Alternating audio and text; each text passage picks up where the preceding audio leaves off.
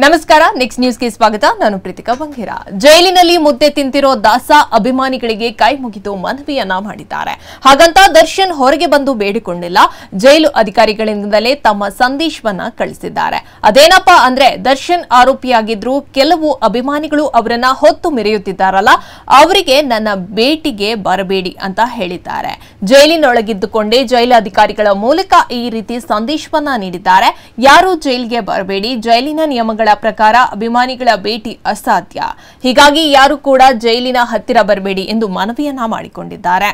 ನನ್ನನ್ನ ಭೇಟಿ ಮಾಡಲು ಅಧಿಕಾರಿಗಳು ಅವಕಾಶ ನೀಡುವುದಿಲ್ಲ ನನ್ನ ಭೇಟಿಗೆ ಬಂದು ನೀವು ಕಾಯುವುದು ನನ್ನ ಭೇಟಿಗೆ ಅವಕಾಶ ನೀಡದೆ ನೀವು ನಿರಾಶೆಯಿಂದ ಮರಳಿ ಹೋಗೋದು ಬೇಡ ಅದರಲ್ಲೂ ವಿಶೇಷ ಚೇತನ ಯುವತಿ ಸೌಮ್ಯ ಭೇಟಿಗೆ ಬಂದಿದ್ದು ಬೇಸರ ತಂದಿದೆ ಎಂದು ಹೇಳಿದ್ದಾರೆ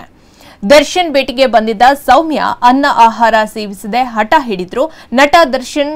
ಕೊಡಿಸಿದಂತ ಆಟೋದಲ್ಲಿ ಪೋಷಕರ ಜೊತೆ ಆಗಮಿಸಿದ್ರು ಹೀಗಾಗಿ ಈ ರೀತಿ ಮನವಿಯನ್ನ ಮಾಡಿಕೊಂಡಿದ್ದಾರೆ ಹೆಚ್ಚಿನ ಅಪ್ಡೇಟ್ಗಾಗಿ ನೋಡ್ತಾ ಇರಿ ನೆಕ್ಸ್ಟ್ ನ್ಯೂಸ್ ಕನ್ನಡ ವಂದನೆಗಳು